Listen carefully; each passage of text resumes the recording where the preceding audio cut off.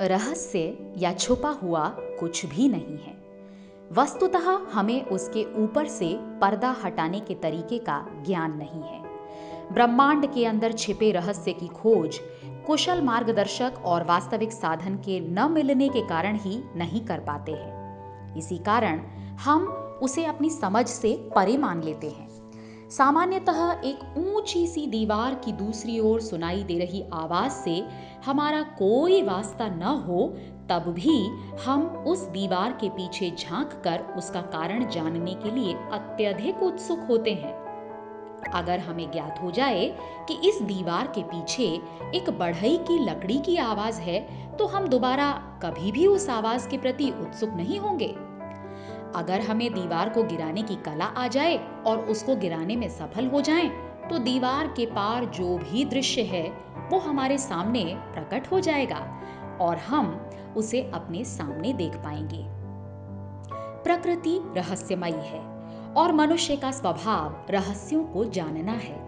वैज्ञानिकों की खोज से पहले दुनिया कहती थी कि सूर्य पृथ्वी का चक्कर लगाता है, लेकिन बाद में पता लगा कि पृथ्वी ही सूर्य का चक्कर लगाती है। विज्ञान का आरंभ हो या अध्यात्म की खोज, मनोविज्ञान पर अनुसंधान हो या चिकित्सा पर शोध, मनुष्य का यह सारा प्रयास रहस्यों से पर्दा उठाने की कोशिश ही है। प्रकृति सब कुछ छुपाना चाहती है और मनुष्य सब कुछ जानना चाहता है। यह जानने की चाहत ही मनुष्य को प्रकृति की ओर आकर्षित करती है और इस प्रबल जिज्ञासा के कारण ही मनुष्य प्रकृति के रहस्यों को जान पाता है। न्यूटन से पहले भी गुरुत्वाकर्षण का नियम उसी तरह काम करता था जिस तरह न्यूटन की खोज के बाद करता है, लेकिन इससे पहले गुरुत्वाकर्षण का नियम और सिद्धांत हमारे लिए रहस्य ही थे। न्यूटन ने इस रहस्य से पर्दा हटा दिया और आज हम जानते हैं कि किसी वस्तु को आसमान में उछालने पर वह वापस जमीन पर गुरुत्वाकर्षण के कारण आती है।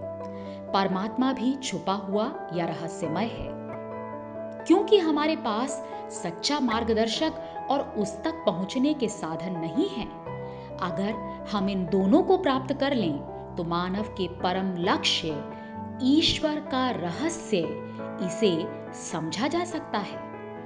मनुष्य के सामने अनंत रहस्यमयी सृष्टि विद्यमान है, परंतु सृष्टि के सभी रहस्यों से पर्दा उठाना और उन्हें समझने की कोशिश करना बुद्धिमानी नहीं है, क्योंकि इस तरह तो अनेक जन्म भी कम पड़ जाएंगे।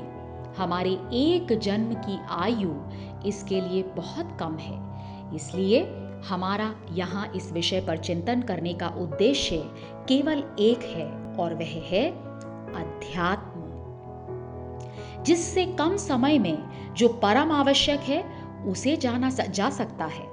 इस आध्यात्मिक रहस्य को आत्मसात करने अथवा उससे पर्दा हटाने के लिए प्राचीन काल से गुरु और शिष्य की परंपरा है।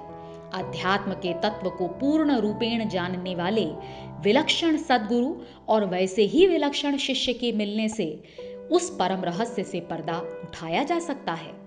फिर जनक और सुखदेव जैसे गुरु शिष्य हों या श्री कृष्ण अर्जुन हों, मध्यकाल में रामानंद और कबीर हों अथवा आधुनिक काल में श्री रामकृष्ण परमहंस और विवेकानंद हों, यह रहस्य उद्घाटन सिर्फ गुरु और शिष्य के बीच घटित होने वाली अलौकिक घटना है। बिना सद्गुरु और उसी तरह विलक्षण जिज्ञासु शिष्य के यह रहस्य ही रहता है।